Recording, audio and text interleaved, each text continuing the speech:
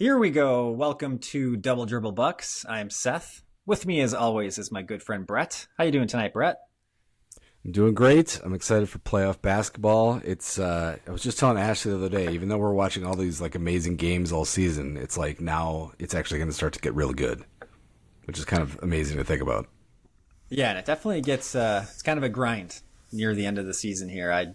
I missed a few games, the past month for sure. And March Madness is there. It kind of takes over for a little bit. So yeah, these last couple months are kind of a grind to get through. But now we're here. NBA playoffs. This is what it's all about.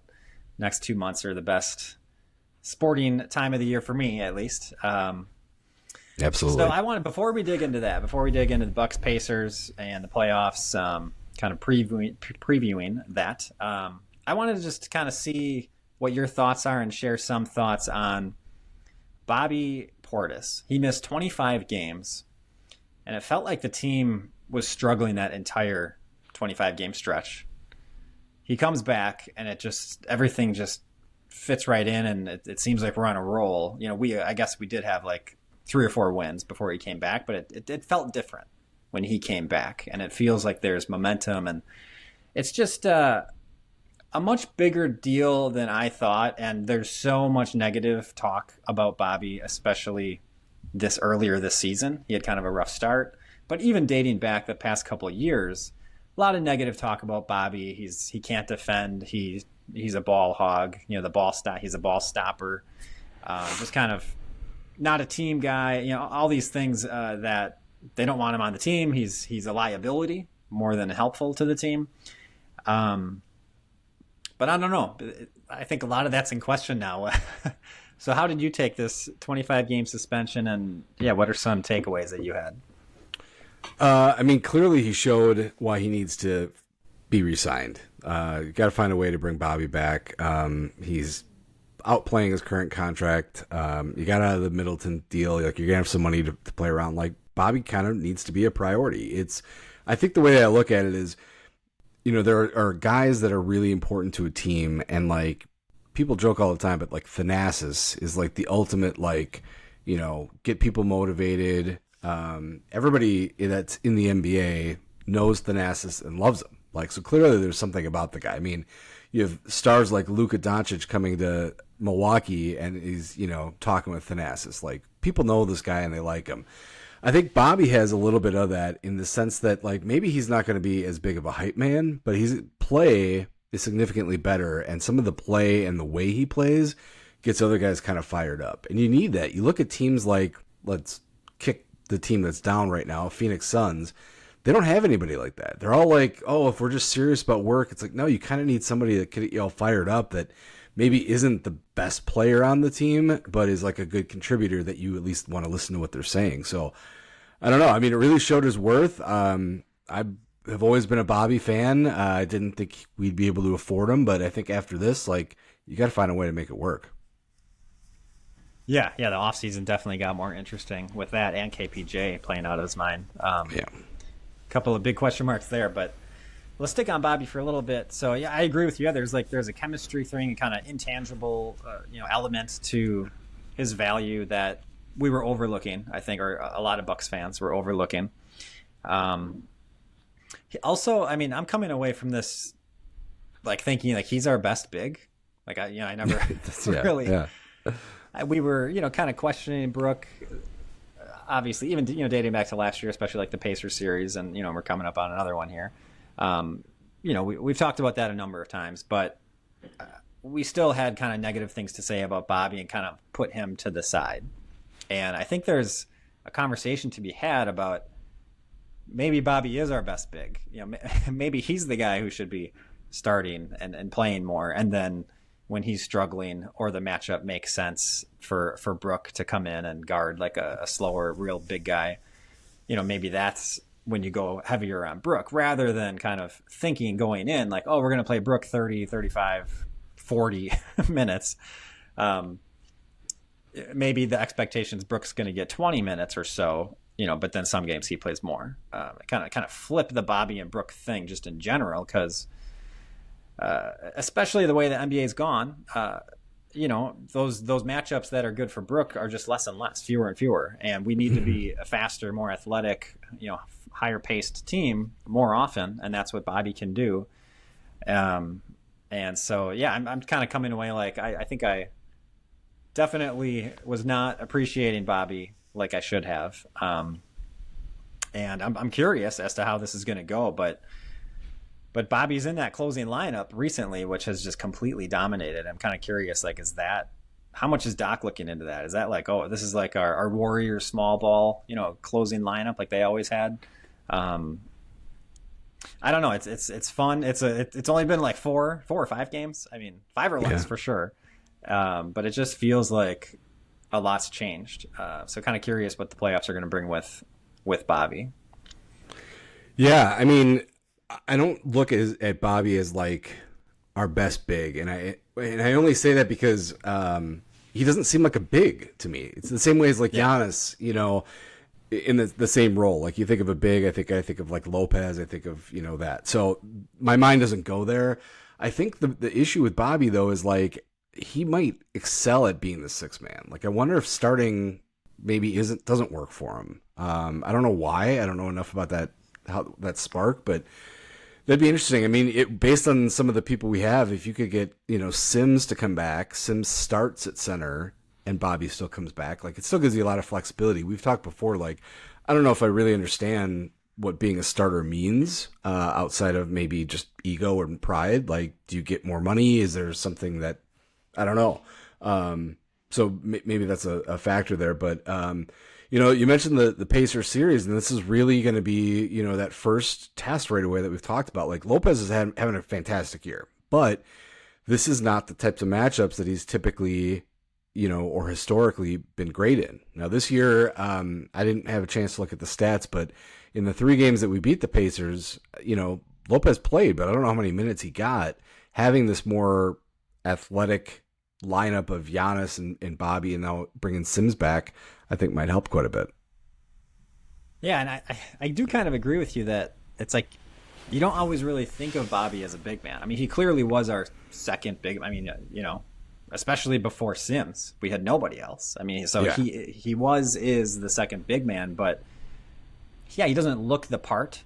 I guess he doesn't have as much acreage as some people say. And he. But what's funny about that too is like he's so much better of a rebounder than Lopez. I mean, Brook is a horrible rebounder for a guy who's 7'1", like absolutely terrible. Which we just kind of overlook because he does other things, and I guess a tangent on that. One of the things people have said about that is he's not getting as many rebounds because he's playing at the perimeter and he's taking all those threes, and just kind of how the Bucks play. Well, if you think about it, that doesn't really make sense because Bobby shoots just as many threes as Brook. Kuzma's been shooting like way more than I want him to, but basically just as much as as Brook. And Kuzma doesn't get that many more boards, but Bobby gets like double the amount if you look at a per minute rebounding rate.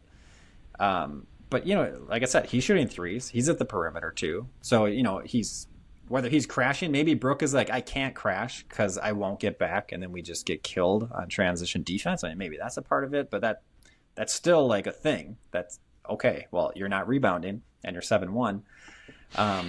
And sometimes I think he's kind of one of those guys who boxes out and then waits for his teammate to get the rebound. And I think a lot of the big guys are boxing out and then going to get the rebound. So Brook's kind of like letting other guys get it sometimes. So there's maybe some things you could say. Overall, though, it's crazy how few rebounds Brook gets, especially compared to Bobby. When we're talking here, like, is Bobby even a big guy? He doesn't even really look like it. All that to say, this small ball that I have and a lot of people have been wanting was in front of us the whole time, and it's really Bobby at the 5 as kind of the small ball lineup because it's fast and athletic. They can do transition. But the thing about it is Bobby rebounds. And that's what's been all the other small ball lineups have kind of not done that well. And rebounding was atrocious. That was really what was killing those small ball lineups. So Bobby, our best rebounder, comes in, and that's kind of the solution, and it's like, oh, maybe we should have been focusing on that more before, but now we've seemingly have found it with Bobby, Giannis, Gary Trent Jr., and Green. They're plus 23.9, just those four together with whoever. But with KPJ in this past few days mostly, plus 54.6. So they're just killing it with those four guys, especially with KPJ. And that's that closing lineup that they're doing. But it's basically like the small ball that we've been looking for. That's what it looks like when you watch them play. Yeah. It kind of looks like a fast, small ballish team, even though it's, I guess, technically not, perhaps. Yeah, this closing lineup is just amazing to watch, which is crazy that you like want to tune in just to kind of watch this lineup act. I mean, yeah, it's the end of the game, so of course you're watching, but like watching KPJ play defense and get like, multiple steals in like a matter of like a couple possessions, it's like, oh my gosh, this guy is like really playing his heart out. Like, I don't know if he's playing for redemption, contract, championship. I don't know what it is that's driving him, but this guy is like, when I'm out here, I'm trying to be the best player on the court. And he's often like, yeah, of course. He seems to be in sync with Giannis with some of these passes and alley-oops that he's doing. He's all over the defenders with his defense. Like, it's truly amazing. I do question sometimes having Trent be the other shooter, usually with like AJ Green. It's been working, but I don't know. I feel like Trent's been a little hot and cold lately that I'm surprised that it's been working as well as it has. Yeah, he's overall, on average, Gary Trent Jr., I believe, is our second best percentage-wise shooter, but he actually takes the most. So out of thinking of him and Green, obviously the main two, but then also Taurean Prince. Taurean Prince, I think, ended with 44%. Gary Trent 43%, and Green with 42% from three. So all awesome, really good. But Taurean Prince is not taking as many as the other two, and Gary Trent Jr. takes a decent amount more than AJ. Yeah. And so he has been awesome, on average. But yeah, I think, all shooters, and it's true for Gary. Gary Trent Jr. at the beginning of the year was like 20%. So that was pretty bad. That's true. AJ Green went through a bad stretch the past month and seems to be out of it at this point. So that kind of happens. But I've for the whole season, I've kind of ended with like, I like Gary Trent Jr. Like I'd pay him. I guess I don't know how much I pay him, but I would pay more than the minimum, to like get him back. Yeah. I think I like him more than Beasley from last year, let's say. Sure. Yeah. Which maybe people will say I'm dumb for saying that because Beasley's having this incredible year, but I don't know. I just something about Beasley's like, Beasley, we talked about this before, but like, yeah, it just always seemed out of place. Like for some reason, Trent just seemed like he fit better, even though it's kind of the same type of player. So I agree. I don't know why it makes sense, but it does. And then seeing him the other day with Giannis, it's like, oh, okay, yeah, I don't want that guy. Yeah, right. I know exactly. Which apparently the next day they're all hugging and joking and stuff like that. But and apparently it's more like we don't have brothers, but brothers arguing where you can just be like ready to like throw punches and the next day be like, yeah, it's whatever, but we're fine. But I don't know. In that moment, Beasley seemed like quite a little bitch to be acting the way he did. Like, I'm sorry, Yeah, it's one thing if he's like when Giannis is like messing with some of these other guys that are legitimately like, I don't know you're my competitor, whatever. But it's like you're a former teammate for like a whole year. Like you would expect to be able to, I don't know, brush it off. But yeah, I don't know. Yeah. In-game moment, I have no idea what that's like. Yeah. Well, I'd say let's go on to the Pacers preview. I'm sure we'll talk more Bobby, and KPJ is going to come up for sure. But yeah, let's just kind of get into the preview, and maybe the first question to ask is, who needs to step up for the Bucks to win this series? So I'm going to give a cop-out answer, and I'm going to say anybody not named Giannis. And I know that sounds kind of shitty, but the reality is you can't sit around and celebrate this 3-1 series that we had during the year, because historically the Pacers last couple of years kind of have kicked our ass. So like, this is the time to step up. And so when you go down the list, okay, let's look at Bobby. Redemption, missing 25 games. He's back. Yeah, that's the regular season, but now it's the playoffs. Like, what are you going to do to step up to do this type of thing. You already have a ring, but you need redemption from that suspension. You know, Brooke, he needs the redemption because he's getting old, and I'm sure he hears the chatter of people like us where it's like, you don't fit the system. You know, they're gonna have to get younger, athletic. This is your last hurrah. Like, okay, that's gonna get him ready to play his best. You know, KPJ, you don't even have to say it. The guy is playing literally out of his mind, but he's got to keep it up. You got to show that this is something that you can take deep into the playoffs. Dame, whenever he comes back, I mean, this is the moment. This is the whole reason you're here, is to be in these big games. You know, now you have to step up, and it really, really sucks that you had to deal with injury. But like, when you're back and when you're ready, like, you need to be the Dame that you know you can be. But, you know, it's everybody. You get, you know, Jericho Sims is the castaway. Same thing with Prince and Trent. It's like, oh, nobody wanted to sign them, so they come for the minimum. Like, it is literally everybody but Giannis has got to step up this first series and really kind of make like a showing to set like the stage for the entire playoffs.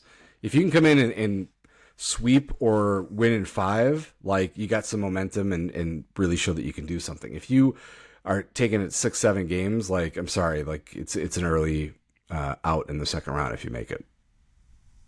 Yeah, and you just gave a lot of good reasons for these guys for various guys to step up. I mean, a number of these guys are they have like a chip on their shoulder. You know, they want to try and prove something. With, you just mentioned Gary Trent Jr. and TP both got the vet minimum, and they're probably thinking, and they played, especially Taurean Prince, they played, you know, like 30, let's just say they played 30 minutes a game. Like, that's, you know, you should probably get paid more than the minimum if you're starting all season and then playing 30 minutes a game. And Gary Trent Jr. is like, I just shot 43% from 3 and, you know, worked my way up to being it looks like he got 25 minutes a game on average, but he's probably playing more like 30 the past couple months. So yeah, they're like, hey, I'm better than what you're paying me. Like, what's the deal here? And the playoffs, you can really make a lot of money. You know, if you're going to step up in the playoffs, and if that means we're doing well, and you might get re-signed by this team that is winning, and so now you're going to get paid for a winning team. I mean, that's the best situation. But Kevin Porter Jr. out of anybody is the guy who really has the chip on his shoulder that he's trying to get off and like work through this whole history of domestic violence and whatever else he did in college. I don't even know all the stories, but, you know, he was just trouble after problem. Out of the league for a year, comes back, had to take the minimum. I mean, he basically had no option. And now he's playing like this. And if he can make a playoff run, I mean, it's first of all about him making a lot of money, but it's also saying, hey, I belong in this league. The past is done. You know, I've paid my dues. I'm sorry about it.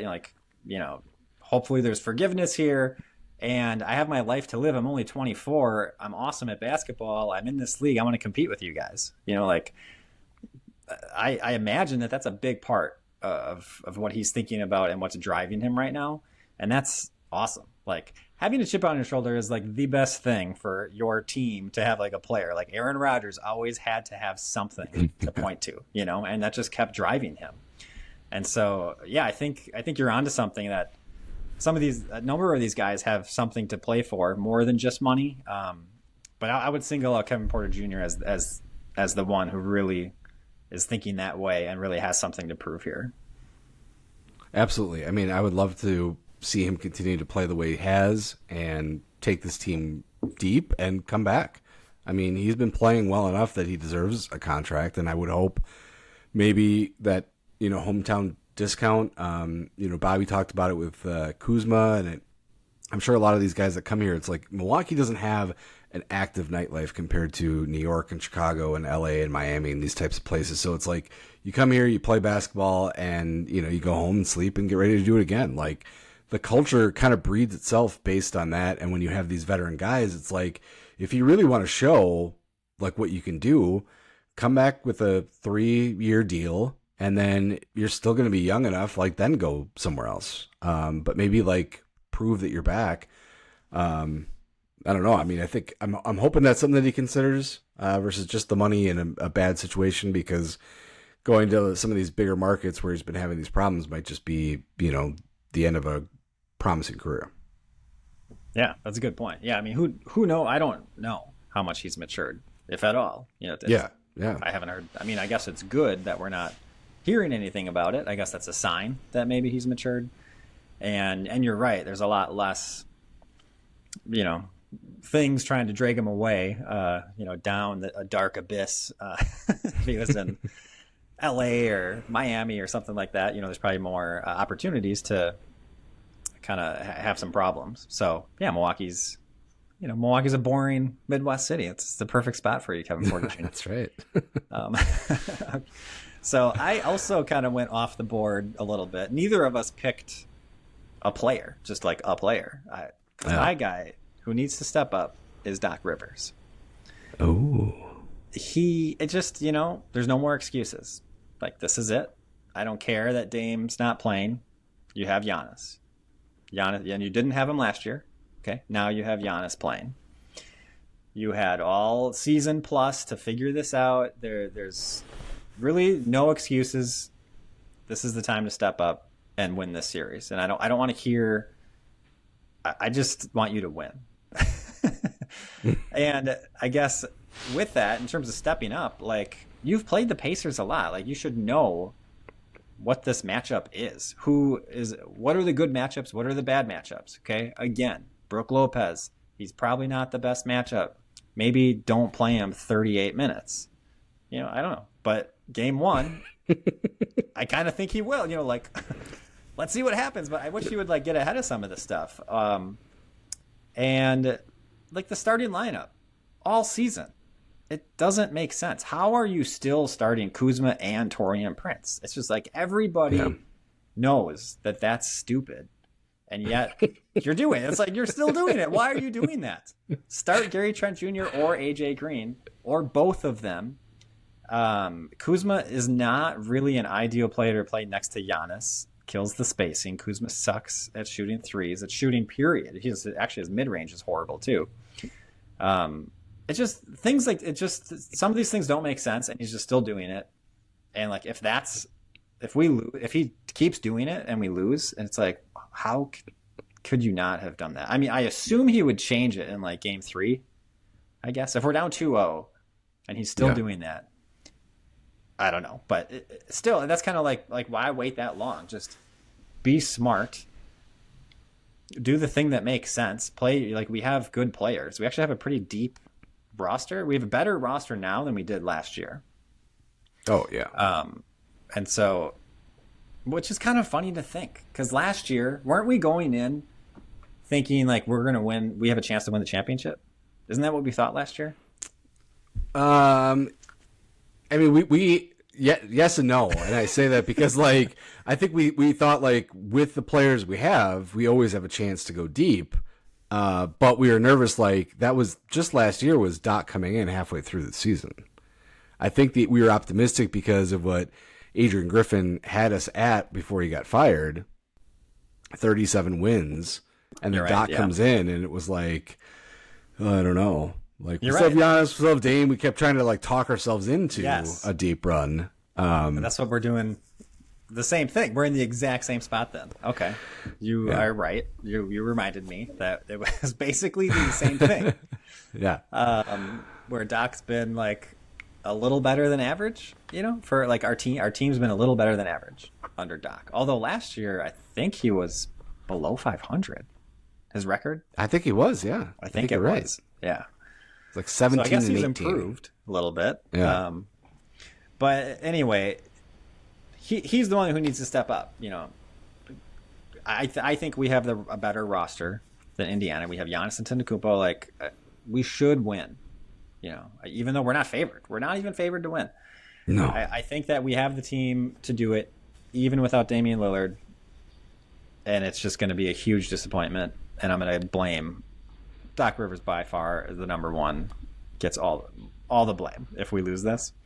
Yeah. And a real quick thing on Kuzma. So Kuzma, you trade for him, you trade Middleton for him. Starting him makes sense. He's not bad. Certainly not a bad player. But do you have to continue to start him forever? Do we owe him something? We're not playing him at the end. And maybe that's part of the strategy. Like, hey, I'm going to start him so he gets some minutes. And then when I don't play him in the fourth quarter, at least he's played 25 minutes already. I don't know, but he's averaging like 30 minutes. Do I have it? Here it is. Yeah, 32, almost 32 minutes. Like that's kind of a lot for a guy who can't shoot the basketball. You know, I guess with Bobby back, he's going to play less. I think it'll solve that problem. But here's what I was going to say. Kuzma has the worst on-off differential at negative 12.4. I mean, it's like twice as bad as the next worst, which is Jericho Sims. And then, by the way, the third worst is Taurean Prince. Like, how, you know, you played all season, and at the end of the season, Taurean Prince and Kyle Kuzma are like basically the two worst on off. You know, the guys that everyone's complaining about. What are the odds of that? So it's just, I don't know. I can't get over the fact that he started Taurean Prince literally the entire season. That's really what this is about.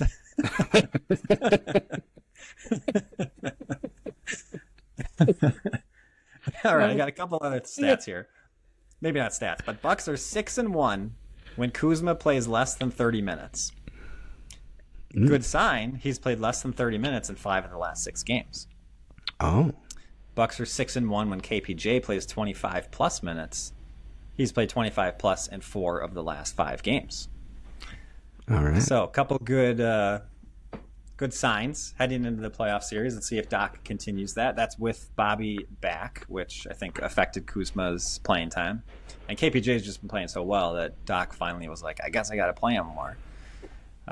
Yeah, well, KPJ has been playing so good that like that might be the biggest problem with Doc if he stops playing him 25 minutes a game. Like this, until he shows you a reason not to play this guy. Like holy shit, like he's the Andre Jackson Jr. with some better offense, you know. So it's like this is kind of what we've been waiting for. I don't know that Doc. You know, we've been complaining about this before. I don't know if he understands analytics. He's finally got some coach that's like yelling at him, telling him to do some types of things.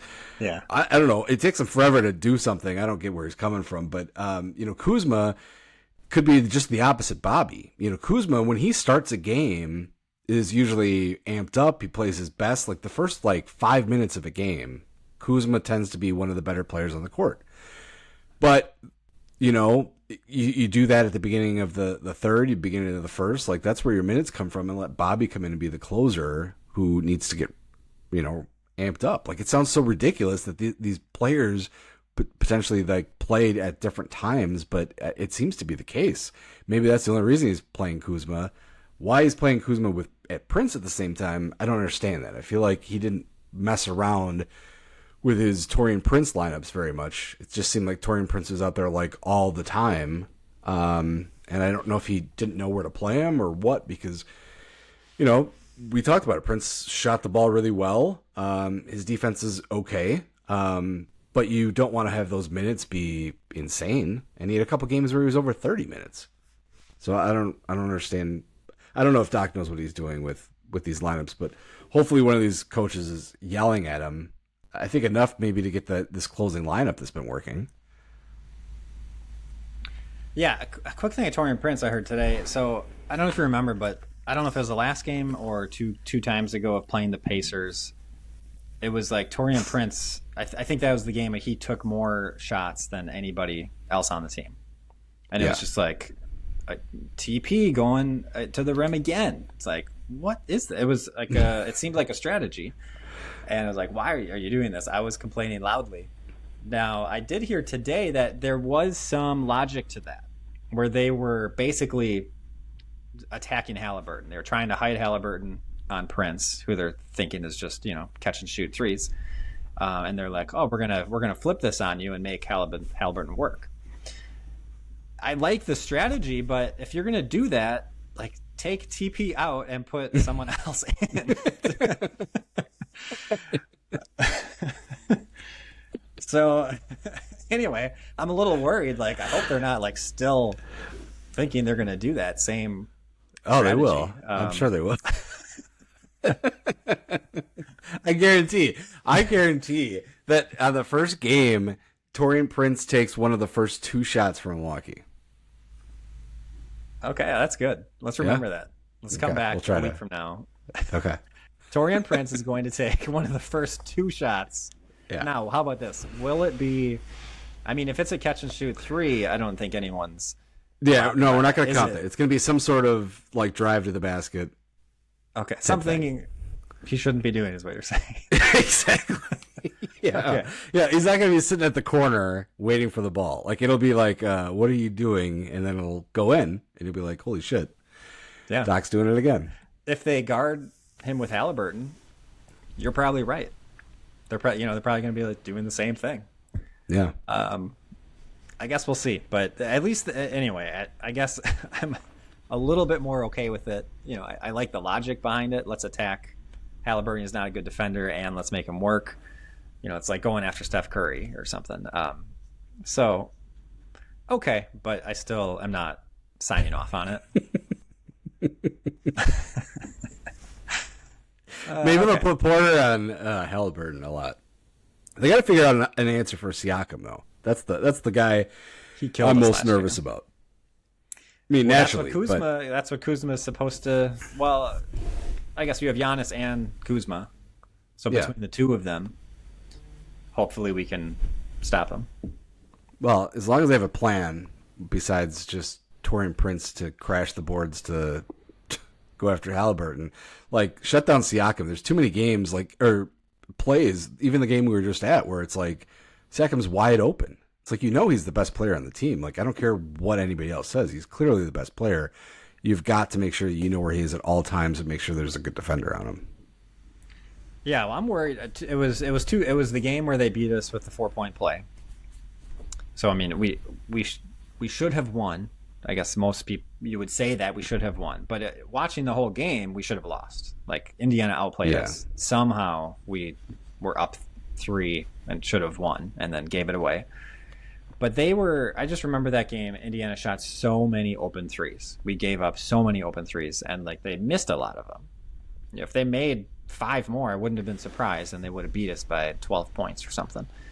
So that's what I'm a little worried about, and again, why I think Brook needs to play less. But Kuzma, should be better for that kind of a thing. And I feel like Gary Trent Jr. and AJ Green, those guys, they can defend pretty well. Prince is honestly the guy that I think is worst at flying around. Like I think he gets lost. And actually AJ Green does get lost sometimes. I think he's getting better over time. So I guess maybe what I'm saying is those guys need to step up, and they're going to have to fly around, because that's what Indiana does. They pass it around and they get open looks. And if we're giving them open threes, all series, that's going to be rough. So I guess that's one thing I'm kind of looking for is, are we going to be better at defending all their passing? Well, I mean, we have to. It's arguably the team that we should know the best. We've played them the most of any other team in the last 2 years. So it's like, you better have a plan. Like Indiana hasn't changed what they've done. That's the biggest thing with them, is they don't change. They continue to play the game they play. And that's one of those things that I think, Pacers fans would potentially complain about. It's like, yeah, we always make the playoffs. We're always like whatever with this lineup lately, but I don't think they're ever going to be a number 1 or 2 seed if they are doing what they keep doing. Like they're going to be a 4 or 5 seed every year.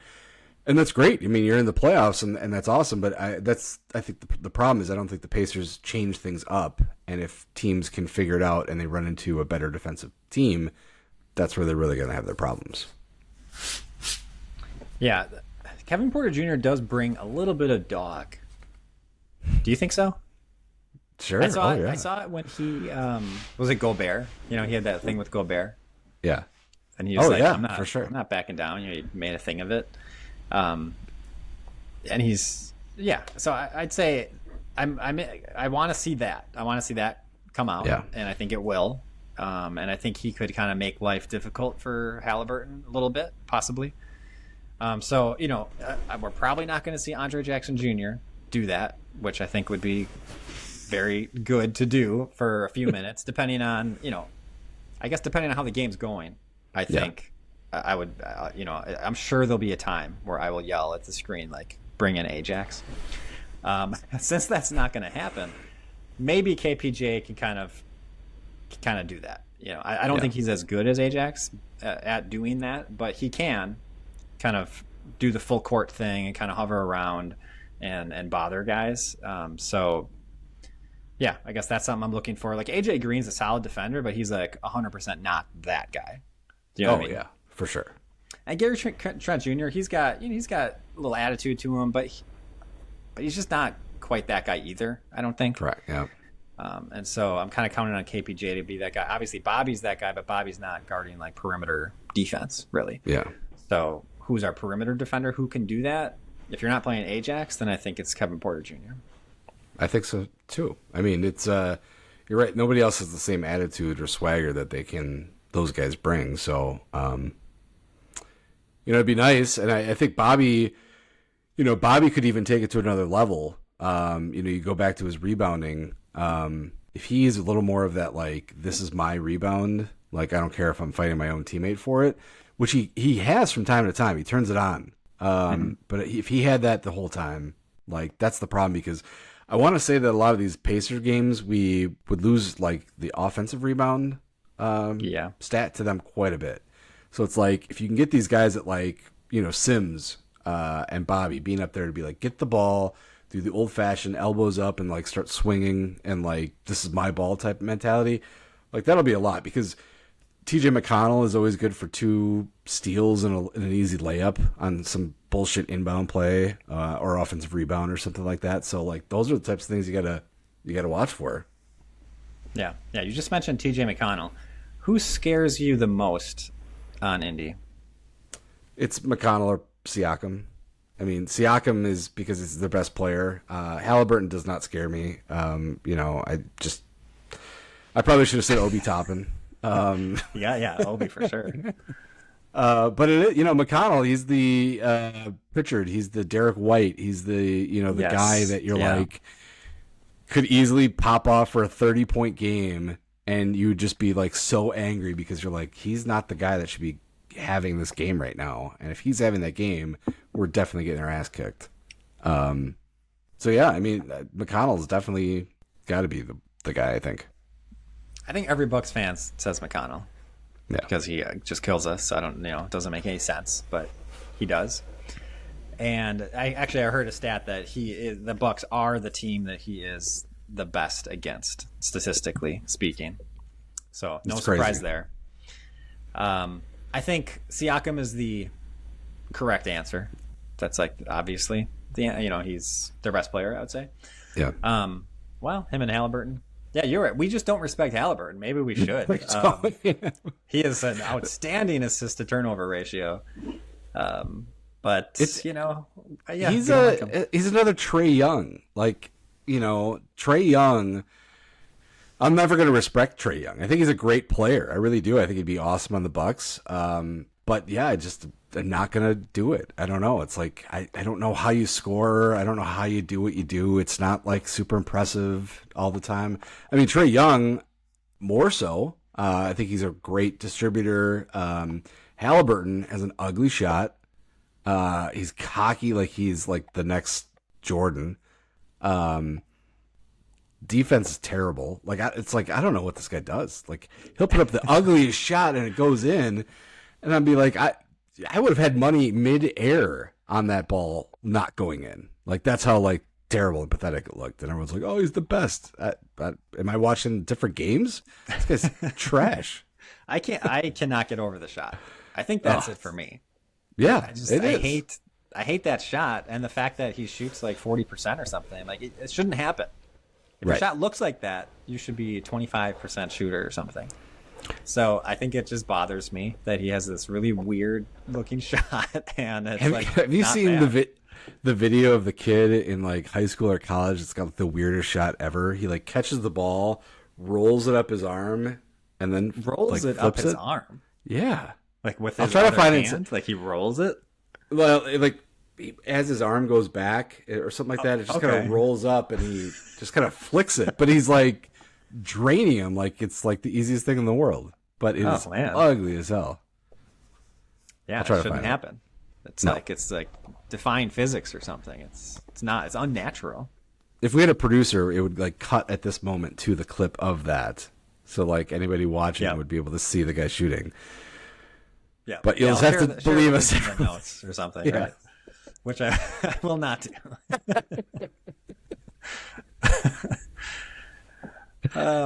Yeah, so I guess neither of us are the famous last words. We're not afraid of Tyrese Halliburton. Yeah.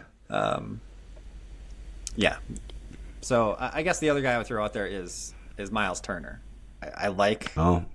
I want Miles Turner on the Bucks. I like him a lot. But he's, he'll have a game where he hits like 7 threes. And maybe that's because Brooks playing 38 minutes, but he can hit the threes, even though it doesn't look like he can. He does. He's a pretty decent shooter, and then also offensive rebounding kind of kills us. This is like our Achilles heel for this team, and he's pretty good at that. So yeah, just kind of getting those putbacks, second chance, second opportunities. So that's what I was thinking of. What am I scared of? But Siakam is the obvious answer because he could go off for 40 points like he did, I think, the first 2 games last season, last playoffs. So, okay, well, we kind of talked somewhat about this, but if you had to nail it down to 1 or 2 things, what needs to happen for the Bucks to win the series? They have to bring the same energy that they had when Bobby came back. I think that's necessary. I feel like that energy and spark was there that like got them all fired up. I feel like when he was gone, they started to feel like they couldn't compete as a team anymore. Giannis just looked tired. The other guys just didn't look motivated. Bobby coming back, it's different. Giannis is ready to go, and the other guys are contributing. So, yeah, I'm going to say keep the energy. And then number 2 is, Doc has to be able to adjust his lineups and not dig his heels in so much. Even if it's something that's worked great all year, if it's not working in the game, we've talked about this before, mix it up, make a change, figure something out. You do have a deep bench. You do have guys that can come in and try different ways of, doing some things. If you're getting killed by one guy, yeah, bring Ajax and just see what he can do, even for like 2 minutes. It's not going to hurt you. But yeah, that's kind of where I'm going to go. What do you think? Yeah, I definitely agree with those things. I was going to say if I had to say one thing, what needs to happen, I'll say 2 things. Either complete domination from Giannis. I'm just going to say like, okay, that's something that could win the series. Just like all-time performance, which is totally on the table. Second to that, I would say KPJ needs to continue being an all-star type player. If he kind of falls apart in the playoffs and Giannis doesn't completely take over, I'm not sure we win the series. Yeah. Especially because Dame's out for, as far as we know. I guess maybe he comes back mid series. No one knows, but I'm just kind of assuming he's not playing. Just that's my assumption. So Dame's off the table.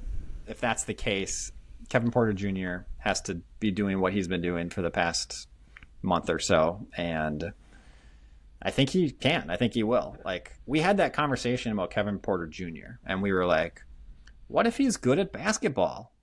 Because everyone was so down on him, right? They were like afraid to say that he might be good. And now, since he's actually good, now apparently it's okay to say it. Well, he is good. How good can he be?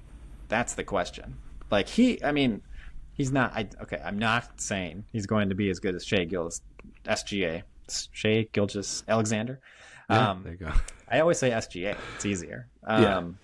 But he reminds me of SGA. He's just so silky smooth the way he plays. He's kind of hesitation dribbles and he's kind of floating through with his dribble. Not many guys look like that, like SGA is kind of unique in that way, and Kevin Porter Jr. kind of has that going for him. And then if he has a high percentage on that mid-range shot, that's really tough to stop. Like, he can always get his shot if he wants it. And then he's shooting 40% from 3. When he got to the Bucks, I think he was like 27% or something. I remember saying that he like sucks at shooting threes, or at least he did so far this year. I believe he's up to like 40%. If he can hit threes and he can do his penetrating, like mid-range floater thing, and then he's playing defense, getting steals, like, he could be like an all-star. Like, this guy looks really good. And he played for the Rockets. He played the most minutes for the Rockets in, I think, 2 seasons. So his second, I believe it was his second and third season. He was picked by the Cavs, then traded to Houston for a second-round pick. So his rookie season, I guess, didn't do much. I guess they didn't see promise. I don't know what the deal was. But then he started for Houston. I mean, I guess Houston was horrible at that time. Yeah. But he started for Houston 3 seasons, and he led the team in minutes the 22-23 season. And so he had a lot of kind of just development there. And he was young. He's only 24 now, so he missed the season when he was 23. So this is 22, 21, 20 when he's playing with the Rockets. Has this big life event that's kind of like, whoa, I got to take life seriously. Like, I'm going to lose my career. I'm going to, lose everything. So gets it together, gets back in the league. Like, I could see this being that kind of a story and him becoming an all-star type player. And so, it's only a month sample size here, but he's looked like that, for the past month. And he has that, I don't know, he has that it factor, I guess. And so we're not going to, this could be a huge playoffs for him, but, I guess I'm kind of talking next couple seasons. Where does his career go? I'm kind of intrigued by it. And I'm kind of, I guess, going along that, like, if he signs like a 4-year deal, first of all, I don't know if he will, but if he does, like, I wonder what he's getting, because he might be thinking, like, I'm going to prove that I'm like a max player, so I don't want to lock in for 4 years at $40 million, like $10 million a year. So I think he might just do another 1-year contract or something. I don't know. I'm kind of curious what he's going to do, but I hope we get him because he might be awesome. Yeah, I think he's the 2 for 24, 3 for 36 type guy. Give him a decent amount of money, tradable contract type situation. But it allows him to kind of bet on himself. Like, when that contract's up, he's still going to be 27, 28. Mm-hmm. You can get your max then if you deserved it. Who knows? And Bucks get a real good chance to, have another great player to pair with Giannis during this time. Like, it could be a no-brainer if they can get something like that done. But I don't know. Maybe he thinks $12 million is way too low for him after what he does. I don't know. I think I would lean for, if you have that kind of like history and, like backstory, and then come in and ball out and someone's going to pay $12 million, I wouldn't hold out for 13 or 14. Like, you get to play with Giannis and Dame, like, and Doc Rivers for what he is, he's going to be a Hall of Fame coach. Like, that's a pretty awesome thing. Yeah, we have the advantage because he's comfortable playing in this system. Well, assuming he's comfortable in playing that. He just blossomed in this system with these guys. So you'd think he'd want to come back, if we can at least pay as much as whatever else he's being offered. So, yeah, hopefully it's not too much because, we can't pay a crazy amount. So, yeah, I wonder if they actually like think about those types of things, or if the agent's just so money obsessed that they're just like, no, like, you got to go where the money is. Like, the most money you can get, that's where we're going. Yeah, like the agent. I know. Well, I'm sure they want that. So. Yeah, of course they do. I have these stats real quick. Say KPJ is per 36, since he's only been, so a lot of these games he was playing less than 25 minutes. Per 36, 21.2 points, 7.1 rebounds, 6.7 assists, 2.3 steals. Leads the team in steals on average. So those are good numbers. He's good. He's a good player. He is. But yeah, so that's I think he needs to be awesome for us to win this series. Yeah, I think you're right. It's going to be a good one. What's your prediction? Bucks in 6. Yeah. Right? You got to say. I almost was going to say Bucks in 7, but we're home in the 6th game, and I feel like we got to finish it in Game 6. I'm afraid to go back to Indy at Game 7. I'm going to go on a limb, and I'm going to say that we sweep Bucks in 4. No. So now you think that's going to happen, though? I think it's going to happen. I think the Bucks are going to sweep the Pacers. We're not going to need Dame back. and we'll get him back for a tough series against Boston or Cleveland, and it's going to be one of the most amazing series we've watched since like Milwaukee, Brooklyn, and it's going to be awesome. But I think we're going to run into this Pacer team that thinks they own us and have historically, been better than us, and we are just going to dominate.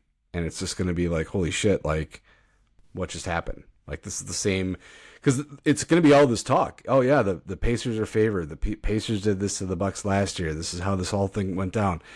And I think that's just going to motivate us. And, yeah, I'm calling a sweep.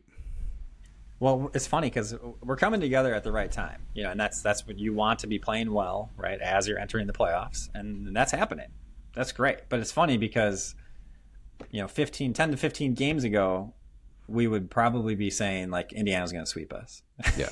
Yeah, for sure, yeah. Just the feeling of, and just, like, watching those games and just how we lost some of those games to some of those teams. And we had an easier schedule the last, I don't know what it was, after Minnesota. It was, like, bad teams, basically. But we were losing to bad teams. Yeah. So the fact that we won, 6 in a row of those bad teams is actually, that does mean something. It's like we're taking care of business. We are a good team. Like throughout the season, it's like, are we good? Why can't we beat this bad team? It just kept happening. Charlotte, Chicago, like all these teams, they kept beating us. So that's a good sign. It feels good. We're making a run. Players are playing well. Bobby's back. Sweet. 4-0. I like it. All right. Lock it in. Yes. I had a question, actually, off NBA topic, but off Bucks topic. And I could easily have looked this up, but I did not. Okay. So Jimmy Butler was shooting free throws last night, and his name comes up. Jimmy Butler the third. And I just thought to myself, like, has he always been Jimmy Butler the third? I don't, because I never remember calling him that or hearing people calling him that. And it seems that that's actually what he's referred to. Like, he made a point to tell the media and the league, like, hey, I'm actually Jimmy Butler the third, and I want you to call me that. I think that happened, but I guess I don't know. I guess I'm asking, have you noticed this? What do you think? So he definitely hasn't been Jimmy Butler the third forever. Okay. I assume that maybe he had a kid that's Jimmy Butler the fourth, because that tends to be the reason why they like are changing their jerseys. A lot of the seniors, that was like a thing. But like Jimmy Butler's also like a little weird.